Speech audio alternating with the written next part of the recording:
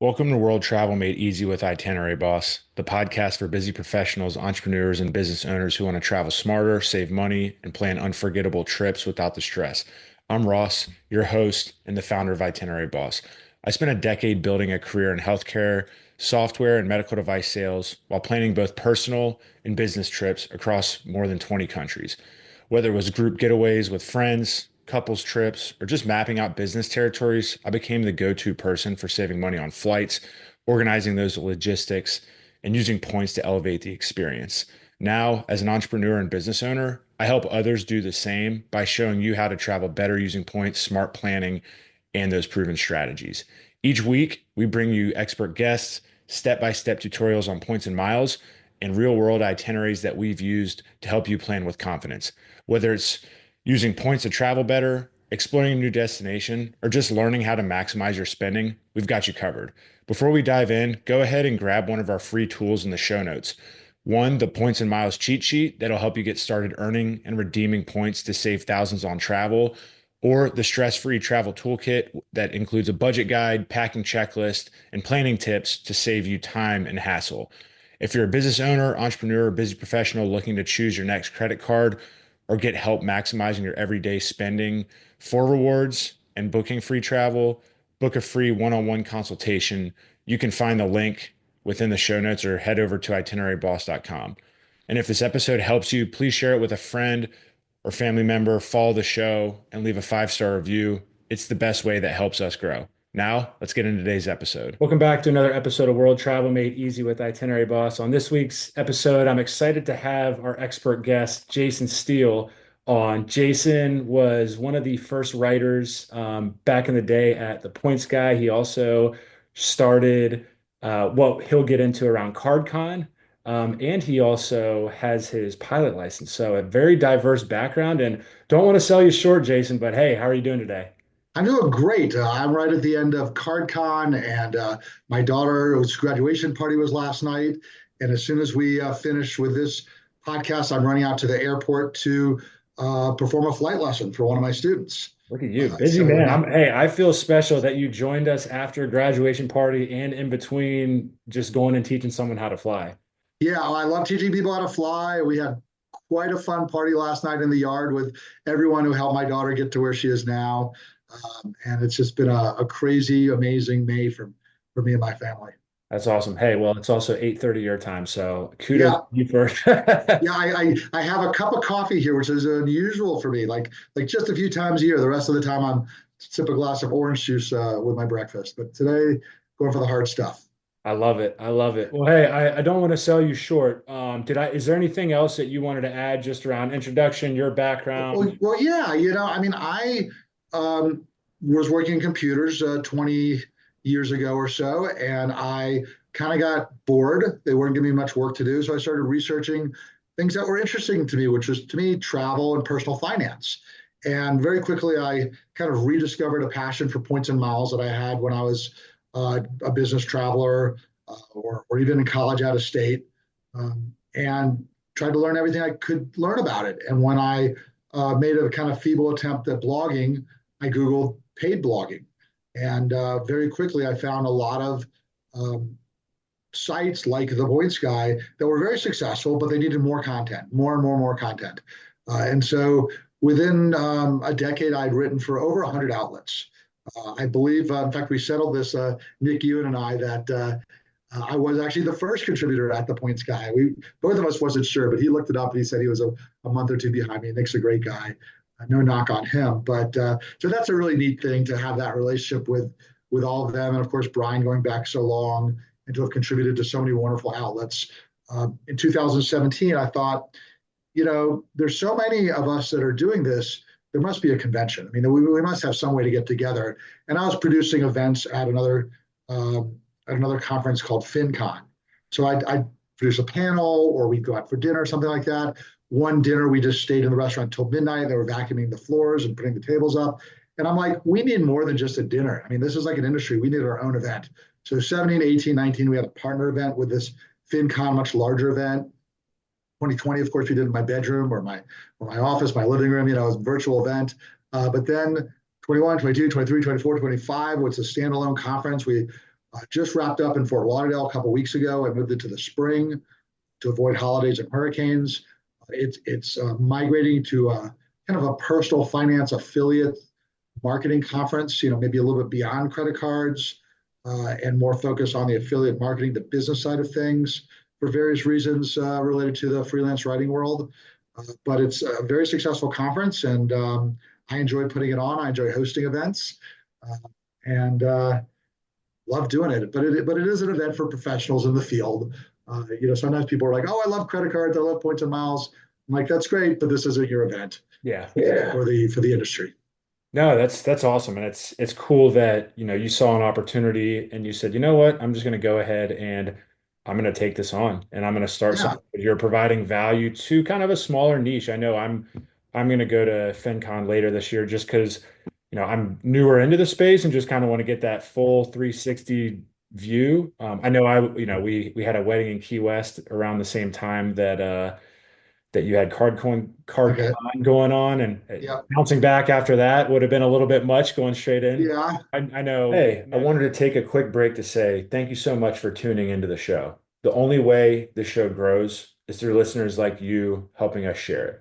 So if you're enjoying the show, it'd mean the world to me if you hit that 5-star rating, shared it with a friend or family member who's ready to travel more, save money, or just needs a little bit more inspiration and that nudge. And if you're posting about it on Instagram, go ahead and tag Itinerary Boss, and we'll make sure to reshare it and shout you out for giving us a shout out. Thanks so much for the support. It truly means a lot. And now back with the show. I know next year definitely want to come and check it out. So I think Yeah. that's great. So it's funny because as a self-employed person, I do about four things, and they all kind of begin with C. I create content. I produce a conference, well, called CardCon. I also do consulting with people who trying to maximize the value of their points and miles.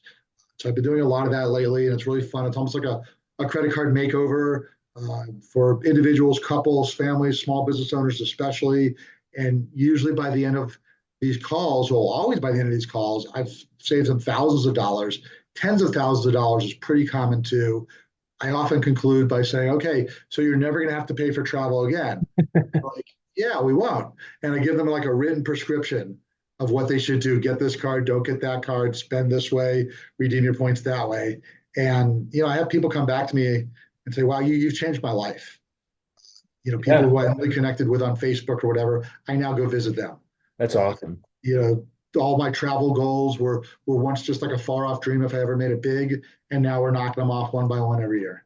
That's amazing. No, I mean, I know we were talking before, and you've helped people out around that. I have conversations locally with my network, just similar, right? Personal Yeah, medical device, healthcare software, people where I came from, where I was in the network for 10 years, small business owners, real estate investors. And it's just sometimes some people know it, but then it's just like a little fine tuning where they go, oh, wow. And like you said, it could be yeah, thousands to tens of thousands of dollars. And what I really loved when we first connected was just around, it wasn't just, hey, it's the lie flat seats to take you to the Maldives, right? right. There was a story behind it of, this person may have not been able to visit their family because they lived in California and they had moved across the country or they were Yeah, national. And it's just like now they can make those and it's kind of life changing. It's just yeah, not hey, I saved this much money. It's more like it's making a true impact. So I thought that was yeah. hilarious when we first talked.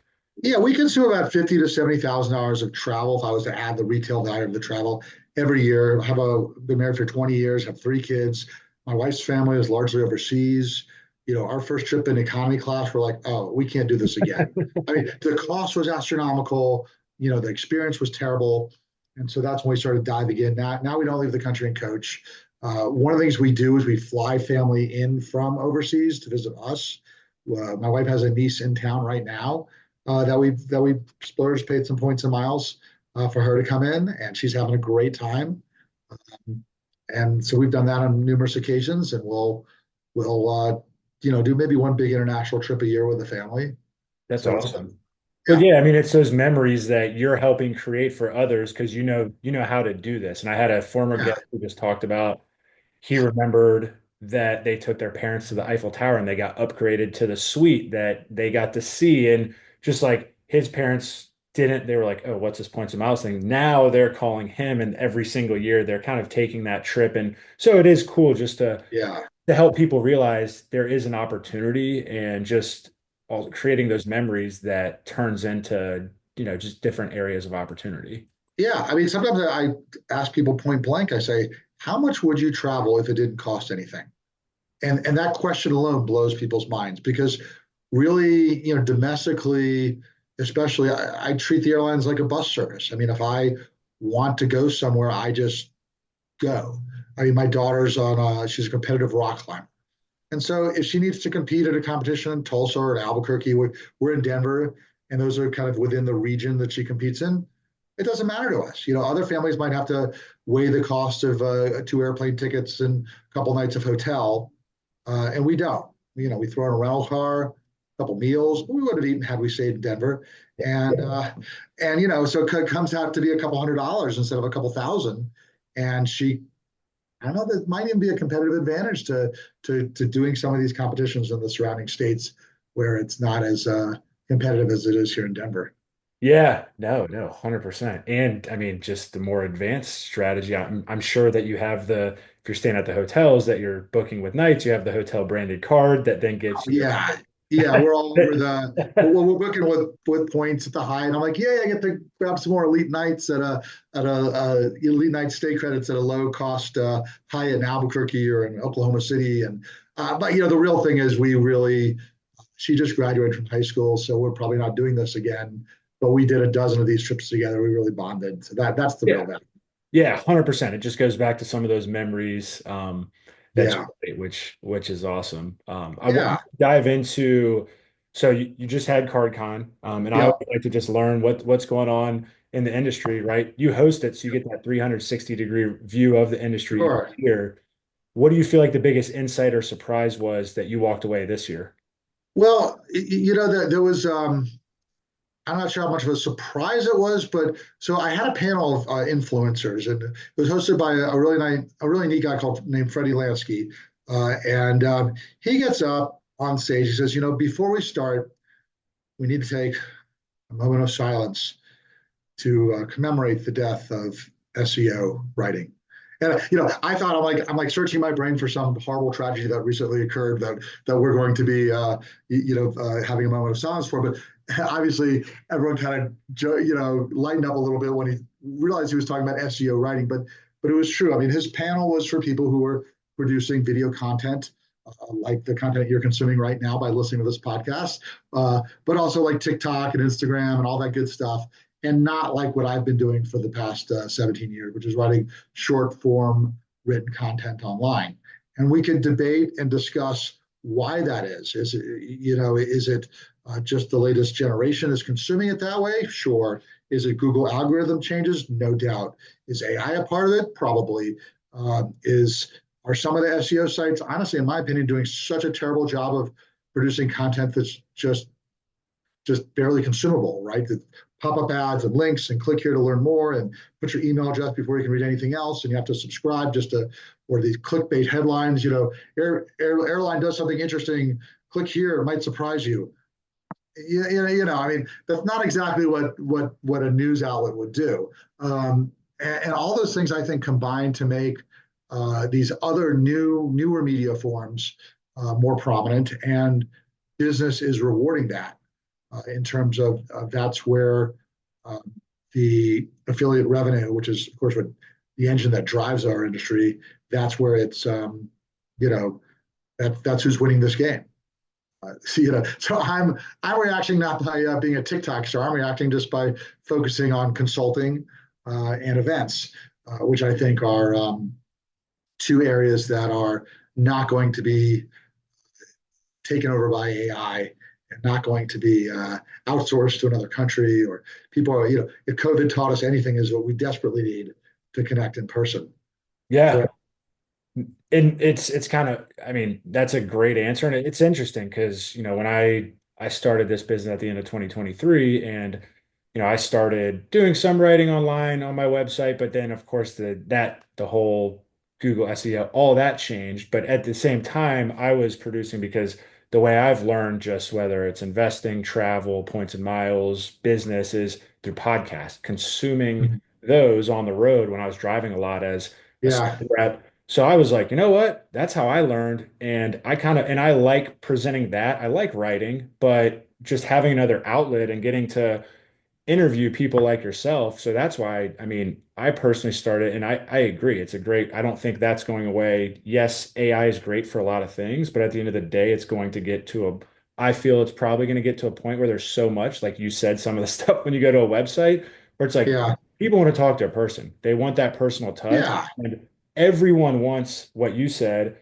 whether it's consulting, whether it's events, people are hungry for events versus the replay of the evergreen webinar or the right. It's like they want to get out. Right, right. I mean, someone said, during COVID, I think it was regarding colleges, and they were doing college online. They said, well, if you bought tickets to your favorite concert, and the day before they said, oh, the concert's canceled, but we'll give you a live stream of a different concert, you'd ask for your money back in 2 seconds, right? I mean, you wouldn't accept that as a suitable alternative. And likewise, I don't think people accept either, an online interaction or a something AI related as a suitable alternative or a comparable alternative to face, Yeah, no, one on one with a human. yeah, no, I couldn't Yeah, agree more. So I'm interested to see how it plays out over the next year and just over the coming years. And I mean, I yeah. think from what you're saying, And I don't doubt the value of AI as a tool to help people achieve their goal, but it's to help people. yeah, When people substitute AI for humans, we've all been there. Hi, this is your virtual assistant. What can I do for you? Connect me with Amy. Hi, this is your virtual assistant. I don't understand that request. I mean, just the dumbest things, and they can't figure it out. Um, and but on the other hand, the analogy that I hear often is, when spreadsheets came out 45 years ago, people thought accountants would go out of business. And in fact, they did. Only the ones who didn't know how to use a spreadsheet. yeah, If you were still doing it on paper by 1985, you were gone. yeah. But now there's still plenty of accountants, and they still use spreadsheets, and life goes on.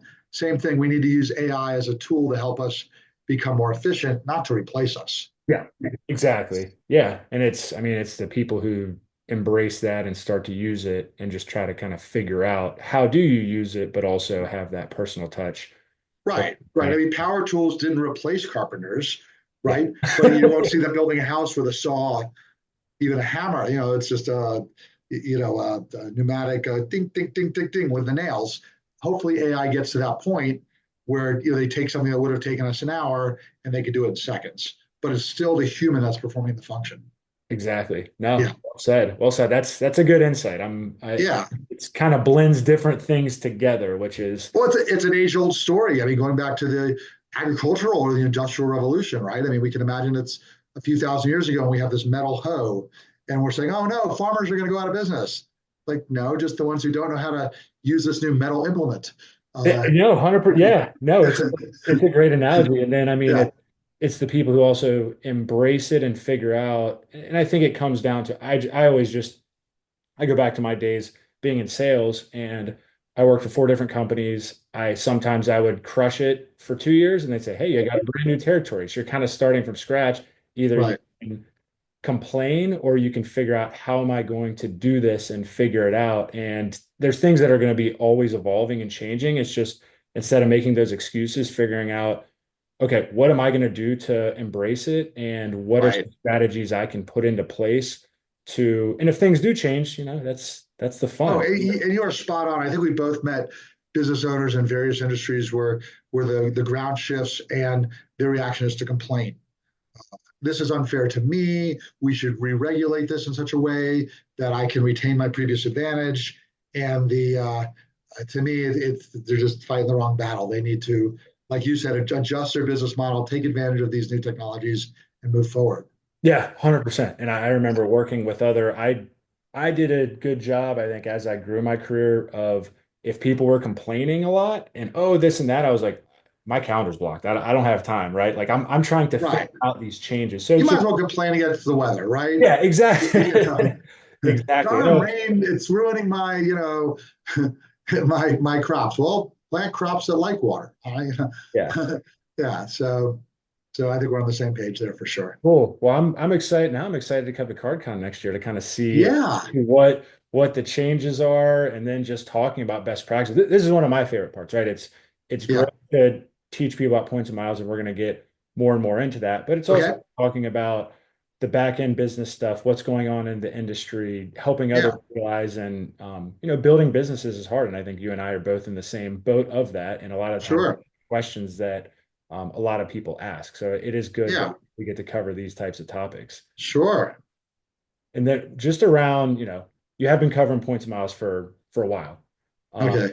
what do you feel like the most dramatic change? You can't use the last answer with SEO. You've No, no, no. made maybe in airline or hotel rewards over the Yeah, year. well, in the points and miles world, we obviously have this migration away from the traditional points and miles systems. They're not dead yet. There's still plenty of airlines out there that will give you kind of a regional chart with miles that are not fixed to the value of the ticket. I recently had a death in the family, and I had to fly. We were on spring break in DC. We had to fly five of us to Atlanta, and a flight tomorrow from DC to Atlanta was $450. Well, I moved my some of my points. I think it was my built points to Turkish. Got on a flight for 10,000 points each. So 50,000 points got my family of five from DC to Atlanta on United out of Dulles for 50,000 points, which would have otherwise been, over $2,000. So we got over 4 cents a point value. And of course, this is in coach. So you don't have to fly in business class to get incredible value. You can still use these points for these, unfortunate circumstances where you have to be on a plane tomorrow, tonight even. And so, but the rest of it, Delta, I'm sure would have wanted 400,000 or 500,000. I didn't bother to check it because it's dead to me. 400,000 or 500,000 or 45, 50,000 points per ticket to Mhm. fly a $500 ticket, even though it's only a 2 hour flight or less. So we're still able to use points for that. I'm going overseas on tickets that are, 70,000 points each way in business class later this year. Those still exist for the people in the know, the people who know that they exist and know how to find them. They're still there. But for every one of those, there's the more, let's call it dynamic. When you hear that word, run screaming, that means we're just going to charge you more and more and more. Uh, there's the trend for uh, only pay for what you need. When you hear that phrase, run screaming, that just means we're going to nickel and dime you, and what you used to pay for now includes nothing. And then of course there's the couponing phenomenon. I presume you're familiar with that, where are you? Not as no, maybe Okay. if you explain Well, let it. me explain couponing to you. I'm sure you're going to hear this word a bit, but think of the United credit cards last revision within the last month.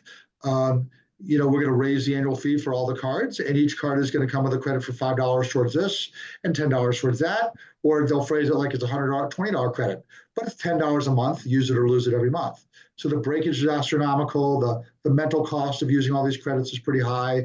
Even a credit card expert like myself, or especially a credit card expert like myself, who that has a dozen cards, is never going to be able to take advantage of all these things unless I spend hours a week going through a spreadsheet and saying, "Oh, I have this $10 credit here. What can I do to maximize that?"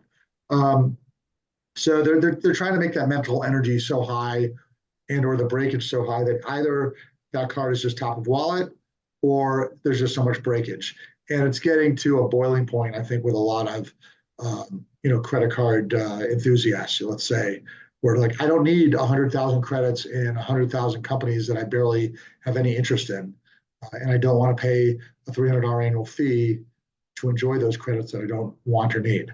Yeah. Um, so you have a lot of that. So that's a big industry trend that we see. But a constant is it costs more miles to get what things used to cost less. But we also get more miles from our purchases. They largely even out. And when you throw in the higher quality redemption, meaning a business class ticket 20 years ago was kind of like a reclining chair, whereas a business class ticket today is a full lie flat bed with a door, Hmm. right? And so we can complain that that ticket costs more miles than it did 15, 20 years ago, but the product isn't the same. Okay. Yeah. And yep. And as long as I've been doing this, 18 or so years, every time I get together at a conference, When people are talking about points and miles, I'll say, well, back in my day, for 5,000 points, we could fly on the Concorde, exaggerating here. But, like I said, that share wasn't quite as opulent as the business class seat we have now. There are still great deals out there. What did yesterday I just read? Granted, economy class to Europe on Virgin for like 4,000 points, I think it was. I mean, 4,000 points is a rounding error. 4,000 points is nothing. Yeah. Uh, I mean, if you want to, and the flight from New York to London it's only 6 hours. I mean, technically it's overseas, but it's not that much different than flying to LA. If I was in New York and I wanted to take a quick weekend trip to London, I would be all over that. Yeah, same. No, I know. Yeah. I think I saw it was maybe 23 in business or 29 Right.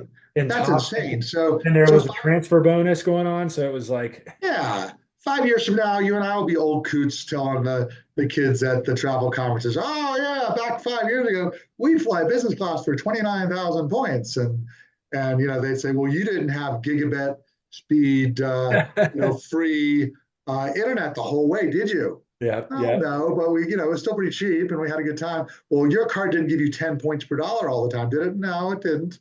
And this process will just go on forever, in my opinion. yeah. There, I feel like there's no, it's, I mean, I like a couple of those examples, and I hadn't heard the couponing term, but I know when I had Robin Frankel on, one of the former, Yeah, she broke down some of those around just some different cards and explaining the differences. But I, no, I agree. I mean, yeah, if you're not doing this full time and you're like, hey, I just want to get points to travel with my family, or and this isn't like you aren't kind of deep in the points and miles game, like that's just too much right. mental energy. So yeah, that's it they're is. they're, they're upping the complexity, and I'm not sure that's resonating with consumers. I think consumers really want, like, look, I'm okay when I tell people about Venture X, Capital One, and I say yes, it's 395, but there's a $300 annual travel credit. So if you use it, the net cost is $95. I think that clicks with people; they get it. But if I say, okay, this United card, it's a $300 annual fee, but then there's all these $5, $10 credits here and there, and all these weird things. They're rolling their eyes and they're saying, "Oh, really? Is that what you want me to do? Do you want me to jump through all these hoops? No, thanks. I'll just keep my cash back." Yeah, yeah.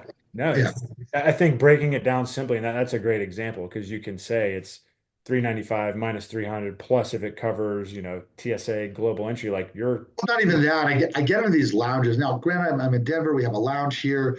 I had three authorized card holders, myself and three others, all get to let three people into the lounge, and the AUs are free.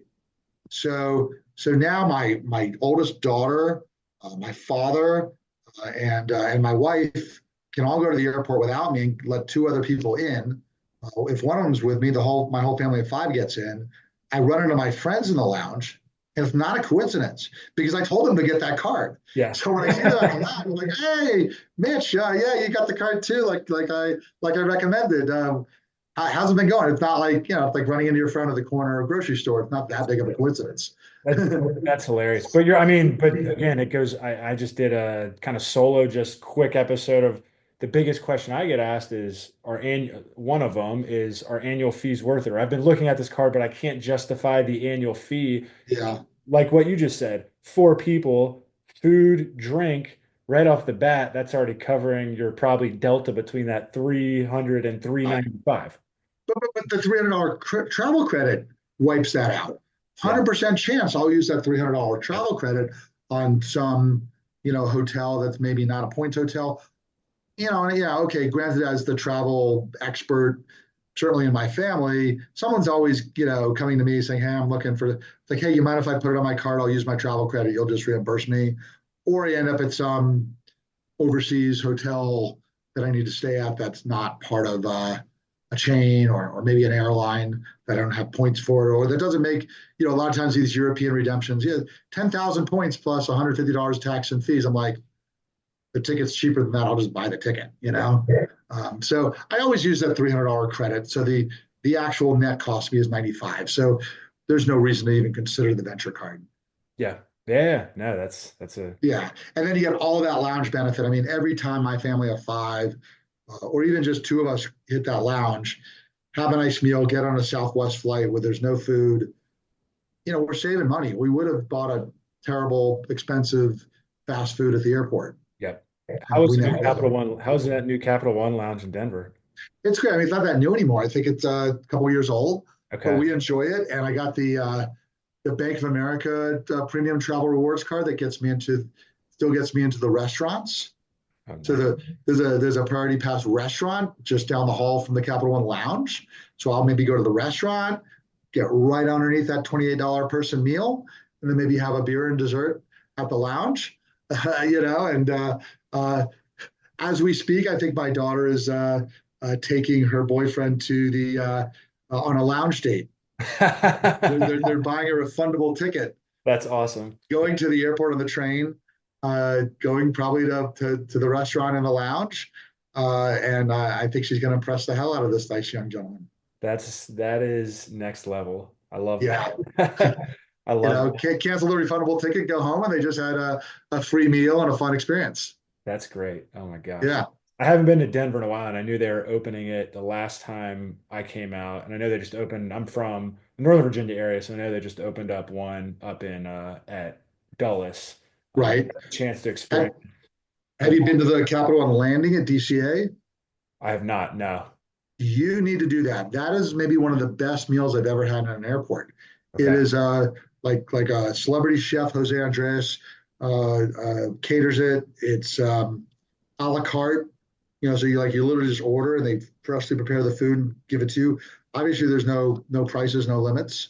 You do want to make reservations, and it's just that would be a pretty good airport date. Let's just leave it at that. Okay. And you want to go to that. There's one opening in I want to say in LaGuardia soon, Okay. but the Capital One landing at DCA is I think the finest culinary experience you could have at an airport. It came a couple years late. I used to fly in and out of DCA probably once a week when I lived up there. But for all my friends who live in DC who listen, that's a good It little tip. And when we go up there this summer, I might have to when I'm visiting friends in Arlington it's worth the over trip. there. Okay. It is worth the trip. I mean, it is nice. Okay. We hit the Chase Lounge at the new one in Phoenix when we were out there. Okay. We were down there for the waste management actually for my bachelor party. So we went Okay. there, we went there and it was it was cool, but it was just pretty small. Um, Really. yeah, it was a little smaller. Like there was a wait list and there wasn't many people in there. Huh. Well, So Phoenix is on my list for potentially doing CardCon next year. So if I could get a few hotel proposals from them that I'm working on, I might have to do a quick trip down there there you go.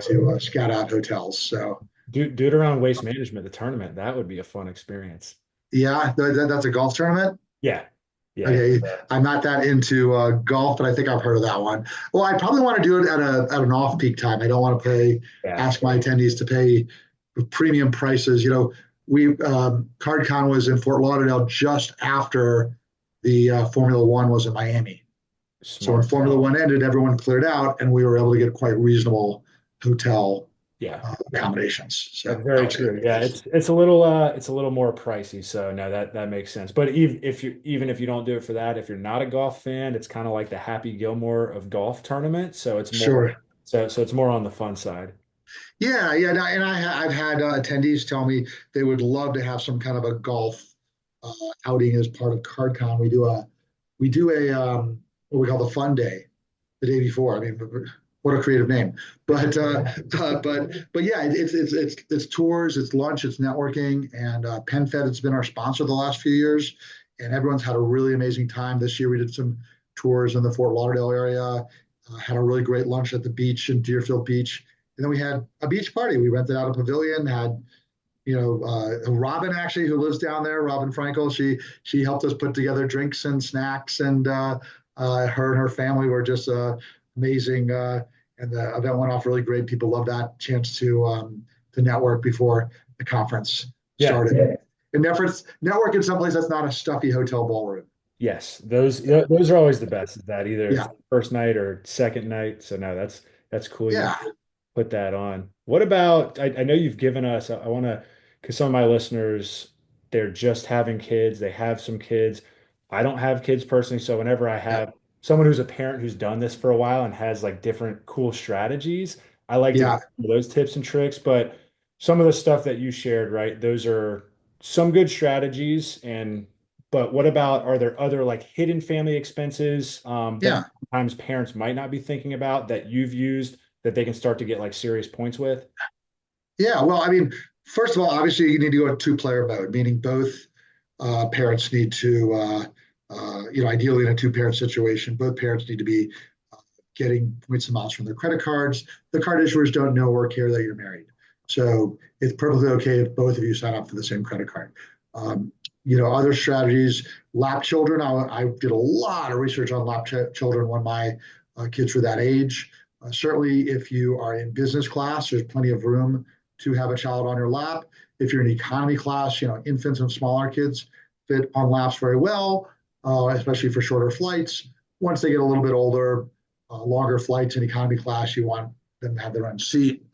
Uh, but there's a lot of airlines that won't charge you for lap children. There's a lot of airlines that'll charge you through the nose for lap children. Other tricks include, of course, I'm in Denver, Southwest's biggest city. My wife and I both have the Southwest Airlines Companion Pass. This thing is gold, but there's a new kid on the block. Frontier Airlines, no doubt you might know it's a sponsor, or the title sponsor of CardCon. Well, during CardCon, they announced that their Companion Pass program is live, and uh, they feel that it's a better program than Southwest for a few reasons. One, all you need is one of the top two of their four tiers of elite status to enjoy the companion. Two, you do not have to designate a companion for the way you have to do a Southwest. So, Southwest, my companion might be my daughter. I might be able to change her to my wife mid-year if we want to take a trip by ourselves, and then change the companion back to my daughter or maybe one of my other children, and that's it. I'm cut off. Three changes a year. Southwest, you could have a different companion every day, every flight you take. So That's awesome. every you go, you could take a different family member, a different friend, or different coworker, even, and that's okay. And of course, Frontier will be adding a first class later this year as well. So as far as I know, it'll be valid for that. So you get a first class ticket, you can add a companion to that. You just can't do it on the Go Wild Pass or on a mileage redemption, is my understanding. Gotcha. So that's a new a trick for families. As the families get older, I tell people leverage your inflexibility. What does that mean? Well, most of our bloggers we live vicariously through are single people, maybe couples with no children, and if they want to jet off to Europe next week, yay, that's awesome. Well, we with kids, we have school schedules. Well, those school schedules are released a year or two in advance. So I know when the airlines release their schedules 11 months out, I know exactly when my kids are in and out of school. So I can plan my holidays, my trips a year out, snag those tickets 11 months out. I take, really nice trips sometimes on major holidays, and I can do that. Whereas those who plan a few months out usually are kind of left with the breadcrumbs Yeah. leftovers. So I leverage that inflexibility. As I get into the hotel world, I'm a huge Hyatt Place fan. I don't know, maybe I'm the only one who is in the world.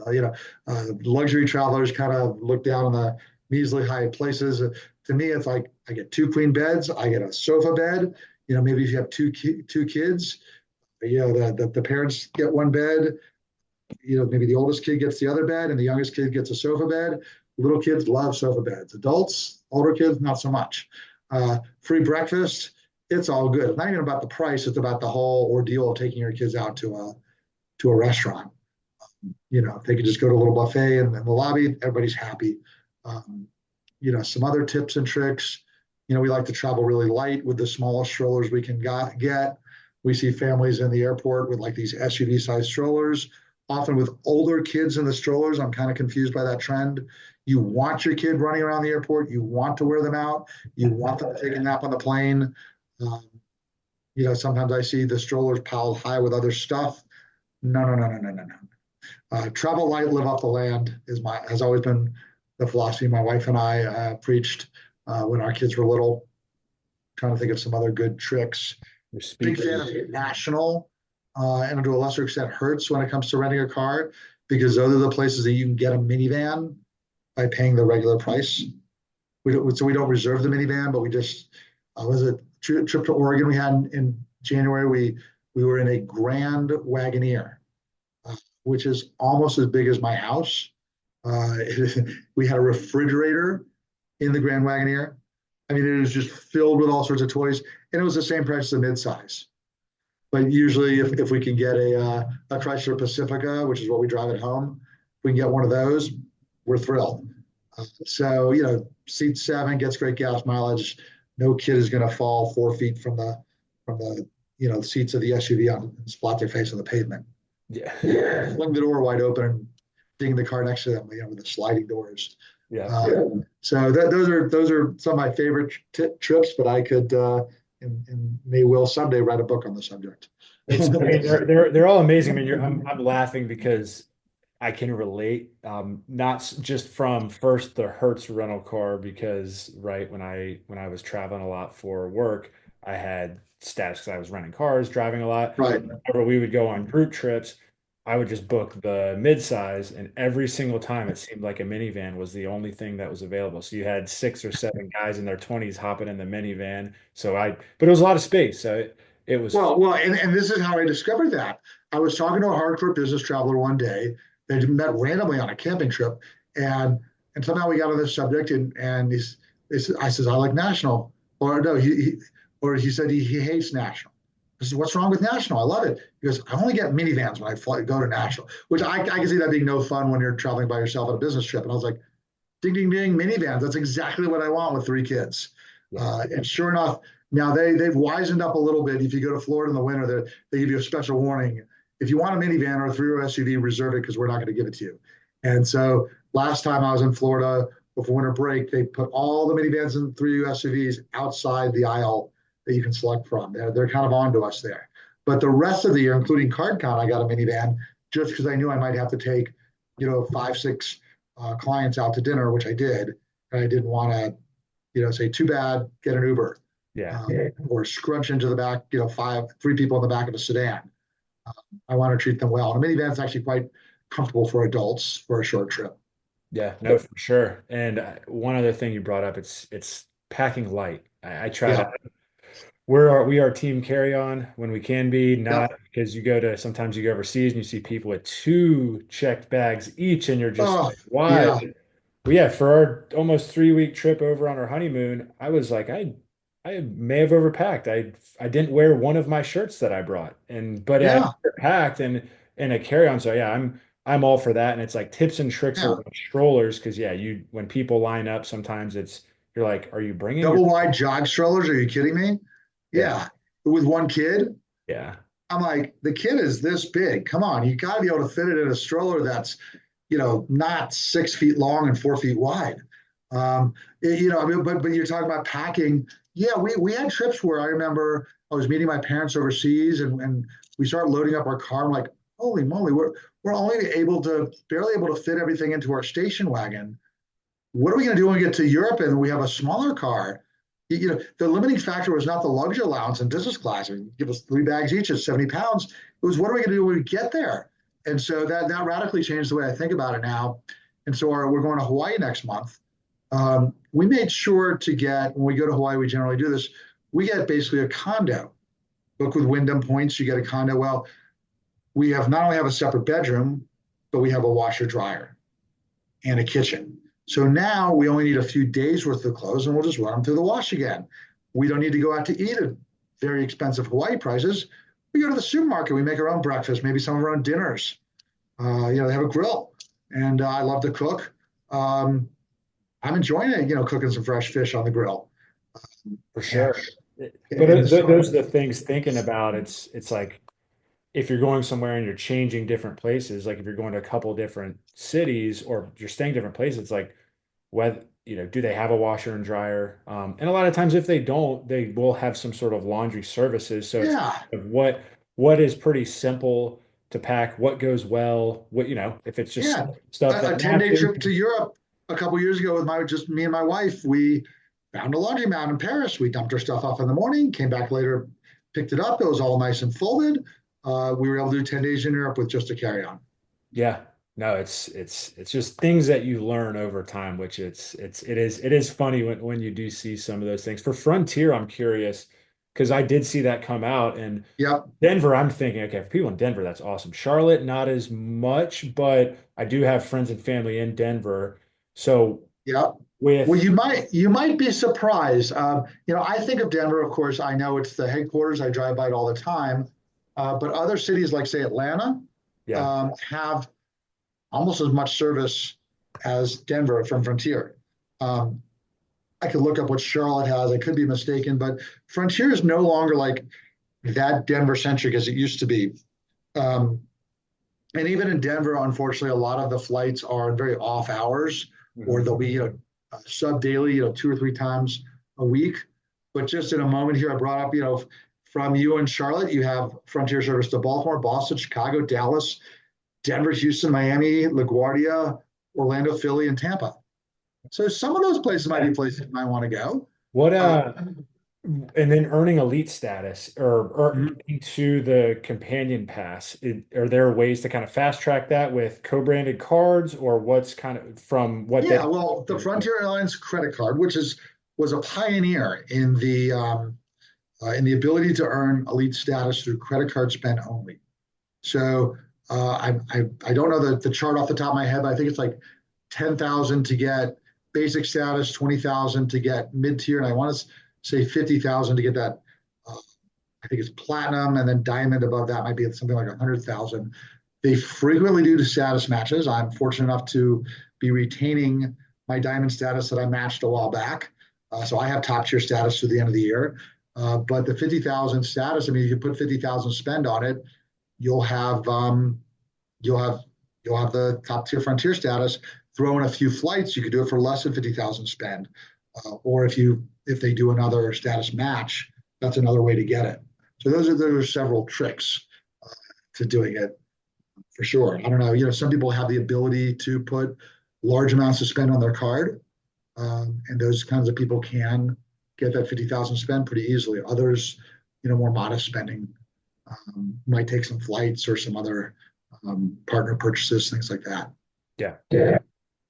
No, that's helpful. And I think there's people, I know about the Southwest Companion Pass, but sometimes if Southwest doesn't going out of your airport, it's thinking about other strategic ways. And especially I Yeah. love it for families because, like you said, it isn't where you have to have that dedicated companion. If you have like similar to what you do with the authorized users, there's ways to play the system and have the people on there. Well, yeah. Well, Frontier just basically made no restrictions on it. So I could take 20 flights and I could have 20 different companions. And the Frontier executives appeared at CardCon and made a point of saying, "Hey, and they're correct. We are superior to the Southwest Companion Pass because we don't have this restriction." I suppose it's possible that Southwest might jump in and try to compete and remove that restriction, but some days I worry that Southwest will just remove their Companion Pass altogether with the direction they're going. Hmm. Okay. So That's it helpful. remains to be seen. But I'm eager to use my Frontier companion pass that I now possess through the end of the year. And if I have good experiences with it, I'm going to try hard to requalify for the following year. Maybe using the credit card. I think you're aware that I do some group travel. Hmm.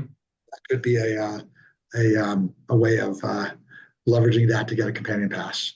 Yeah, talk a little bit because I think that's a hidden type strategy that I found Yeah, very interesting. And I think some parents may, because a lot of times it's travel sports, there's just so many different things one yeah. be Well, I leading at. stumbled on this because my daughter is on one of the top three speech and debate teams in the country. So obviously, it's not a sport, but better than most sports, they do quite a lot of traveling. Meaning, I suppose if she was a softball player, they'd probably be playing all the other teams here in Colorado, and maybe they would go drive out of state every now and then. But no, we were here in Denver, and she's been to, or her team has gone to San Francisco. They've competed at Harvard and Boston, trips to Dallas and New York, and the national competition is coming up next month in Des Moines, Iowa. So when she first started getting, rising through the ranks of her team and say, "Hey, Dad, I want to go to this trip," and I'm like, "Well, how does that work?" And it's like, "I don't know. Someone just books it. And we pay the school a few $100." And I'm like, "Well, how does that work?" She's like, "Well, let me talk to the teacher." I get a hold of the teacher. The teacher's like, "Yeah, we have like an older retired travel agent. And they've been doing this for years and they're kind of getting tired of it. I said, well, I'm a travel industry professional. I'd be happy to do this for you. And they said, well, how much would you charge? And I says, you know what? I want to support the team. All the parents volunteer in some way. I'm not going to charge anything, but of course, if you don't mind, I'd like to do it on my credit card and then have the school reimburse me. And they said, wow, that'd be great. They were thankful. And I do spend quite a few hours working on this. I have learned the nuances of group travel bookings, which are done kind of in a separate way than an individual booking. You've probably seen this as if you have 8 or more travelers, contact our group sales office. And so that's what I do. And each airline does it a little bit differently, some better than others. And but in the end, if you're sending 60 kids to Boston and you're spending $30,000 on airfare, and I'm putting that $30,000 charge in my card, obviously there's a lot of miles to be had. And as a credit card expert, I certainly know the exact card in which to use to maximize that bonus. But like I do spend a lot of hours, sorting through all the lists of students and their birthdays and their genders and their, maybe TSA and frequent flyer numbers and pricing out the best flights and schedules and working with the school. So it is a bit of work. I do love supporting the school. This is my oldest, so the 2 younger children almost certainly go to the school and hopefully participate in this program as well. So I'm a booster, and of course I get some benefit from it as well. That's awesome. I think Yeah, that's where we gotta end, because I think that is just such a good strategy. And yeah, for parents who are listening, if that's something that caught your ear, I mean, like Jason had mentioned, like as you have more kids who are traveling for whether it's school activities, whether it's sports, like he mentioned, he does do one-on-one consulting, and you can kind of build that into your overall strategy. yeah. That I and mean, then if you go to my website, jasonsteele.com, Steele with an E on the end, there's information about my award travel consulting. If I don't save you thousands of dollars, I won't even charge you. And I suppose if someone out there is interested in having a group travel expert work with their sports or academic team, I'd be happy to help out with that. And I love helping people. yeah, yeah. No, I learned so much in this hour conversation, as well as just meeting you a month ago and hearing what Yeah, you say, and looking forward to just continuing learning from you in the space, attending CardCon, and just learning from all the different strategies, especially down the road, if there's needs in the sports, all of that fun stuff. yeah, sports, academics. I mean, I think the robotics team travels a lot out of state. I'm going to talk to the robotics team, the teacher who runs that, see if they can use my assistance. You're But yeah, you're already thinking ahead yeah, with AI and robotics. You're 5 years ahead. yeah. Well, no, I mean, the robotics is really cool. I mean, there's no engineering classes in high school, but so the robotics team is kind of a lot of them are, I'm sure, future engineers. Yeah. I'd love to support them. I geek out on travel, and in the end, I end up with a few points and miles. Everybody wins. Exactly, exactly. Well, Jason, Yeah, I appreciate you coming on. This was great. sure thing. Really enjoyed our conversation. Look forward to just continuing talking. And for our listeners, make sure you give us a follow, share with a family or friend. That's how you help us grow and reach more people who are trying to travel, use points in mind. Yeah. And If you, come visit my site at jasonsteele.com. You can learn about my award travel consulting and other enterprises of mine. And thank you for having me on. yeah, yeah, absolutely. Well, Jason, it was great. And listeners, we will see you next week. Thanks for tuning in. Thank you.